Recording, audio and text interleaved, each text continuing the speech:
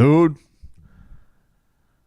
I'm buzzing right now, man. I cannot believe it. I just consumed all of that post game coverage like big grains falling, man. Your Florida Panthers. Your Florida Panthers are Stanley Cup champions, and finally, after all of that mother bleeping nervousness, they finally get to hoist Lord Stanley. Whoo!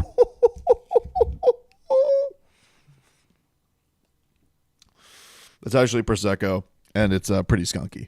But that's all I had to do for the visual effect. Man, it's all right. I got tequila with me. We're still celebrating tonight, everybody. We'll get to that. But, man, what a perfect way for your Florida Panthers. Paul Maurice talked about this last year. You know, this was what he was looking for the entire time. 2-1 filthy. And to play with this grit, to just drag these games into a physical place, and you knew all the firepower that they were going to try and come with tonight. But you just had, man, if the Panthers could just get this damn game off to a great start, if the Panthers could just strike first, get everything in the right place, just to get the building filled up. You know, you had all those Edmonton fans come down here, which you knew was going to happen, that they were going to come and try and fill the barn up. And if you could just get it in the right place to get everybody to breathe a little bit. And, man, I called him out. I gave him some Tobes tough love. I feel terrible about it because this is who the guy has been his whole damn Panthers career. But swaggy, man. Carter Verhaeghe with the big deflection in to give the Cats a huge 1-0 lead. And the vibes like in the building, man. First of all, very weird anthem with Alanis Morissette. It felt like she was barely there to sing because everybody else was singing. So she's like, do I sing? Everybody else sing? It was a little bit weird. But then they go to Bobby Lou. All right. They go to Roberto Luongo. And that dude, he looked like he had cocaine in a can, dude. Like he was all jacked up on Mountain Dew, Chip. He was not on rhythm. He was putting a damn fist through that drum, but it was the perfect guy. It was the perfect, all the call outs. I was wrong to Big D Wade or Chris Bosh or anybody with heat ties. Roberto Luongo was the perfect pick by the Panthers organization and just got everything going onto the right feet. But Carter Verhaeghe comes out and he gets that monster goal. And then you're feeling, because even with the breakaway, you know, we get another one where Matthias Janmark comes back, Ekblad's chasing him, boom, top shelf, beats Bob, 1-1. Even with that, it was like, all right, worst of it, you know, Panthers tie this up. We're not down. Don't have to chase our tails in this one.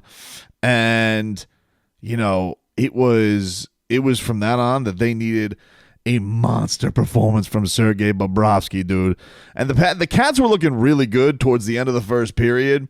You know, really felt like they had taken control of that game. You know, Lomberg got on a break. Forsling had a huge blast. Kulikov got a nice look. Yeah, Kachuk with a backhander that just went up too high. Montour with a big blast nearly at the end of the first period. So the Panthers were doing work, dude. The Panthers were doing work. And that was great to see because I thought a couple of guys immediately right off the bat. We talked about Verhaeghe, who had not been playing great. Then Brandon Montour was playing a much better game today. You just knew like he wasn't playing squeaky cheeks. He was playing his game, and that was just noticeable right off the bat. Like the Cats are playing like themselves. You know, I think what everybody a little bit shook is like, who are these guys? Like this team that had let up all these breakaways and caused all these mistakes, and you're like, where's the team that just takes the game by the jugular and plays to their identity? But they were back, dude. They were back, and they just were tremendous. They were all over Connor McDavid, like flies on a cupcake. He couldn't go anywhere, and even when he was there, he had a big backhand who was right there to stone him. But my boy Sergei Bobrovsky, who I am I'm just unbelievably happy for, dude. I'm unbelievably happy for. We get the near fixing of the Stanley Cup final in the second period. Matthew Tkachuk falls, and in the midst of his falling, an Oiler fell over him, and so they immediately call the power play for the Edmonton Oilers. The Panthers have to go on the PK, and this was crazy because Kevin Stunlin lost his stick. I think, did they say Forsling was playing with the wrong stick? So somehow he loses stick. Forsling got, I guess, Stenlin's stick. I don't know. So Stenlin has no stick. One guy has the wrong stick, and this was like the heater moment so far of the game because this is going to swing it. If the Oilers can score here and get back the lead, felt very much like, oh man, we're going to go back to our old ways. But no, Kevin Stenlin going out there with everything that he's got, and Big Bob with about 35 seconds left in the penalty kill with a huge save. He was just, you could tell at that moment, you knew we had locked in Sergei Bobrovsky. Like that was, I don't know like how many guys, if you just know, I've been obsessed watching Sergei since he's been here. You guys know that's my guy. But I was like, oh, okay. He's here. Because look, all of the Oilers' goals are on breakaways. They're all on breakaways. And so like this was a series where it's like he's got to have the focus on all of the shots. They get that, they kill the penalty, and that one just felt just really, really great. And then Bob, even with a lot of pressure from Edmonton, they were really controlling the second period up until when things really switch in this game. There was one where Bob, ton of traffic between him, big glove save. He was quick with the glove today and was quick to go to the glove today too, like just to stop the nonsense on it. But then we have just the absolute holy shit moment. And this was a really cool, let me just take you inside the Tobin household. Cheers to everybody out there. Whew, that's like fire. Whoo! Tear it up. That was too much for midnight. Anyway, watching this one with my kids, but the Panthers have been they've been a cool experience for me for a couple of reasons.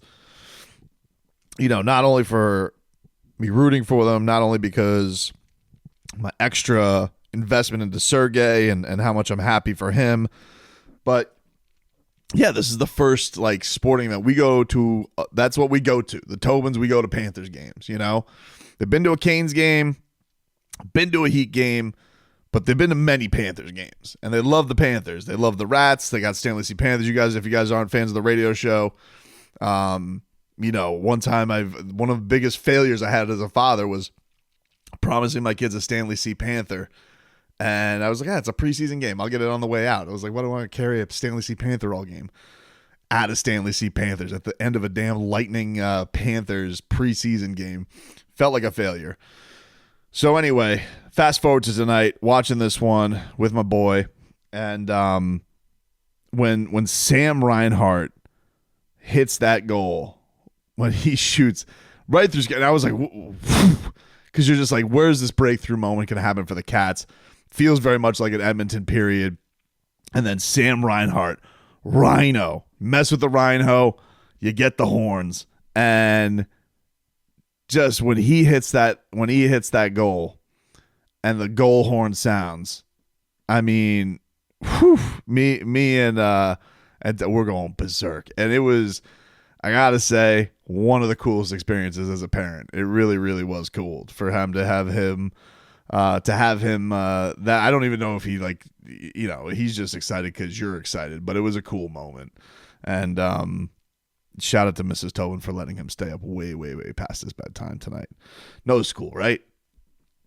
He can sleep in, although he'll be up earlier than everybody else.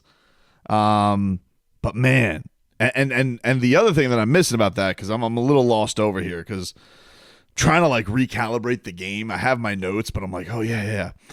Kulikov, I mean, he had this, Bob gets the initial set, and then Kulikov gets it like right out of the crease to start this whole breakaway off.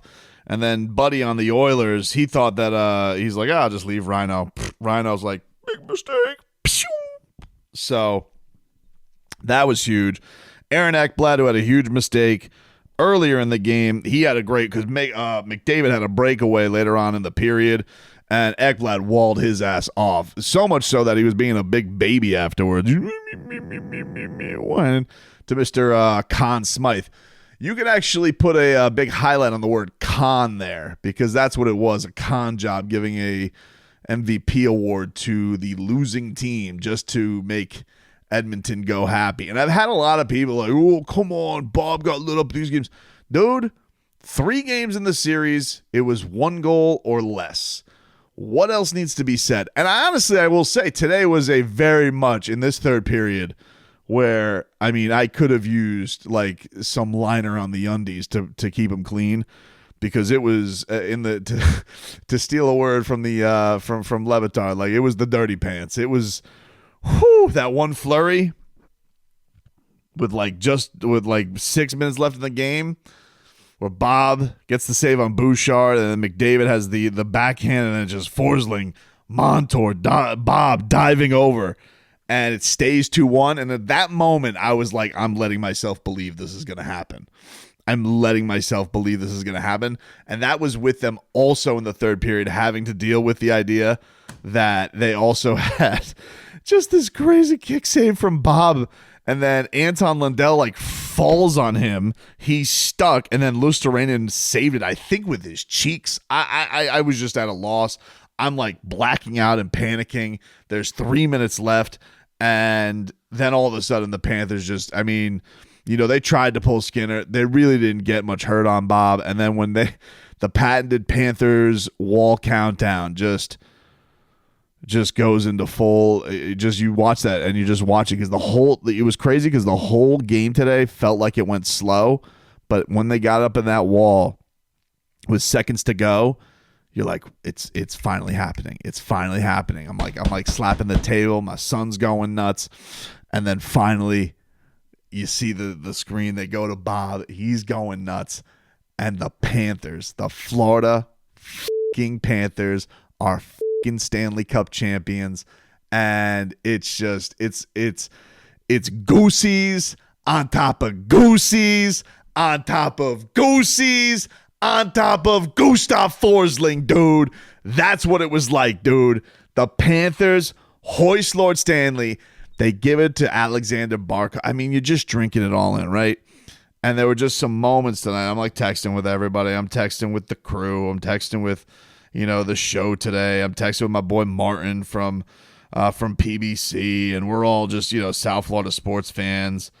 First of all, my wife comes out and she's like hearing the commercial, goes, she's like filming me and Tommy going nuts, which was really, really cool. I'm happy she recorded that. I'm like, hey, we got to do this one for the social media. So she films me and him going into the red pool, celebrating a little cat fever win.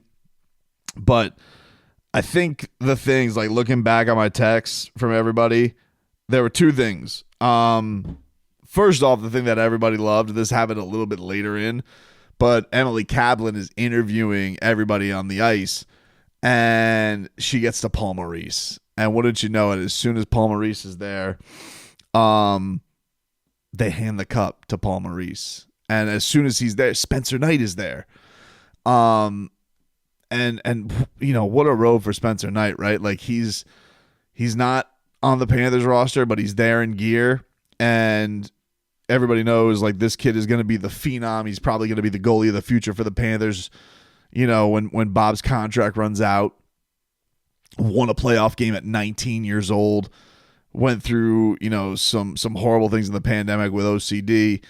And so he's there. I didn't think he was going to be, I was like, that's so cool that they have him there for this moment. And I don't know if that's what made Paul Maurice a little bit more emotional, but they go to Paul Maurice, and Paul Maurice, you could just see like, cool as they come, like finally you got to see like the walls break down a little bit from Paul. And that was, for me, that was really one of the moments of the night, but the moment of the night for me, bar none, was Alexander Barkov gets the cup, And there's a lot of who is he going to give it to first? And, sometimes it goes to the most tenured guy. Was it going to go to Aaron Ekblad?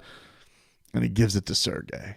And he gives the cup to Sergei Bobrovsky. And, yeah, man, that was an eye stinger for me. That one, I'm so happy for that guy because, I'm guilty of it too. Listen, I've been rats off a shit about plenty of professional athletes.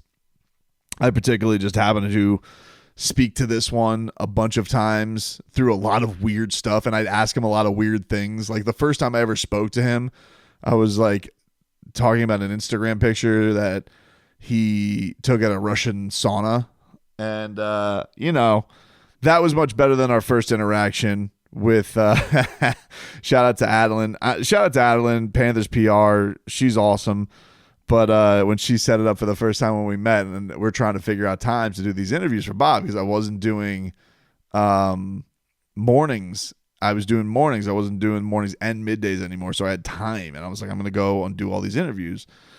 And I was like, hey, yeah, so we do the show in the morning. He goes, mornings, no good. And I was like, all right, we'll do them on, your time. Whenever you want to do them, we'll make them. He goes, uncomfortable.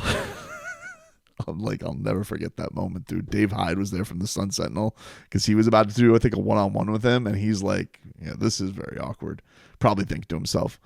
But my first interview, I show him this picture of me recreating him in the Russian sauna house, and he thought it was funny. And so, it was cool to have that rapport with him. We talked through the pandemic, talked through him becoming a pop, living down here in South Florida. He's goes from this young hotshot kid to a dad in South Florida, from like the hero of Columbus Vezina Trophy to, coach seems to not dig him anymore on Joel Quenneville, seems to be rats off a ship on him, to is a journeyman and Alex Lyon going to take his job? Is Chris Drieger going to take his job? Is this phenom Spencer Knight going to take his job? And then finally he has these, Paul Maurice believes in him. Paul Maurice is the guy who stuck with him and believed in him. And he rewarded him with just 2 incredible runs. And you had this one this year where it's like, yeah, hey, Bob, you might face 15 shots tonight. Can you just be perfect? Can you be nearly perfect for us? Yeah, I can. Can you give us the greatest save you've ever seen with the Bobbery? Yeah, I can. Can you go in the Stanley Cup final and give us a shutout? Yeah, I can. In a clinching game, will you only give up 1 goal? Yeah, I can.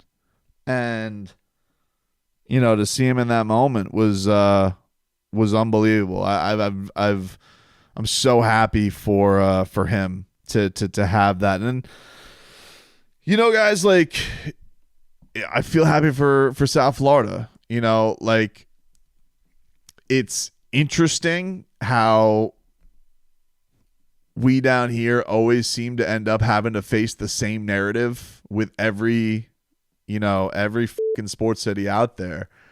We have to deal with, they're not real fans down there. There's 6 of them down there.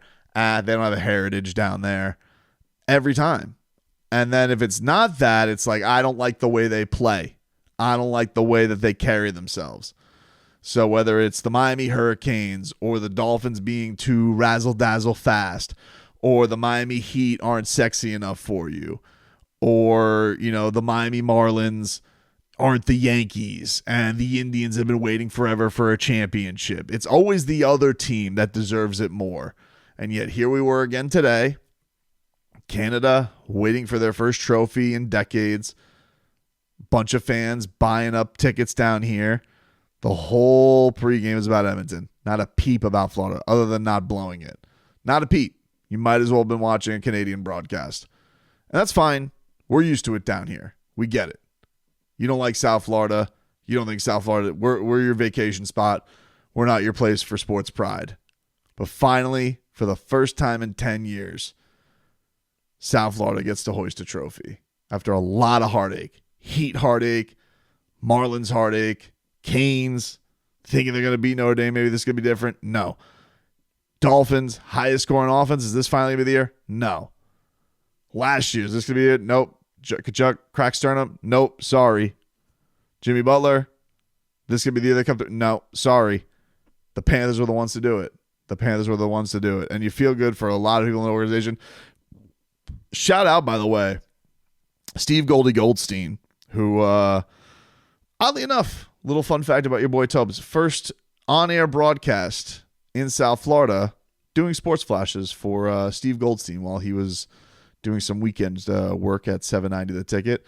He has been a tremendous voice for South Florida hockey, and he pointed out, he was the first guy I saw on Twitter to point out, after the Game 6 loss, we have a Game 7, third time in South Florida sports history, the first, 1997, at home, Edgar Renteria, line drive off Charles Nagy's glove, Craig Counsell, chicken runs at midnight, scores the game winner.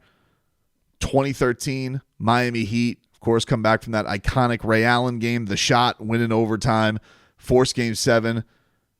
Basically only have 4 Heat players score, I think, in double figures. I think there was one Birdman bucket. And the Miami Heat end up winning that game. LeBron James, elbow jumper, close. Game doesn't even hit 100 points. And then you'll have this game. The Panthers on the brink, not only on the brink of a championship, but on the brink of embarrassment, being in infamy. Having to face infamy right in the eyes. Even Bob acknowledged this. Evan Rudd. Everybody acknowledges that they definitely felt the weight of it, of trying to win that championship. And they got through. They broke through, dude. So I'm happy for everybody in the organization. So many great people. Moeller, remember doing Moeller Panthers inside. Moeller was walking around like a brick. First thing I was doing at 790 was like interning on Panthers broadcast, and Moeller was doing Panthers Insider when Zaslow was hosting, and he like walking on like a brick of Panthers. Anybody want Panthers tickets? And now you just see what this nearly 2 decades later, what this Panthers franchise has built, and they built just a genuine buzz and care. Bill Zito, took a President's Trophy winner, took the face of a President's Trophy winner, and Jonathan Huberdeau goes and gets Matthew Tkachuk. Really cool seeing the Tkachuk family, a hockey lifer family, soak that in today. That was Goosey's. It was an awesome night, man. Just so many cool stories. That was just a night I'm never going to forget. And I can't wait to celebrate it with you guys on the radio tomorrow. Got a parade coming to South Florida, ladies and gentlemen. Congrats to the Cats.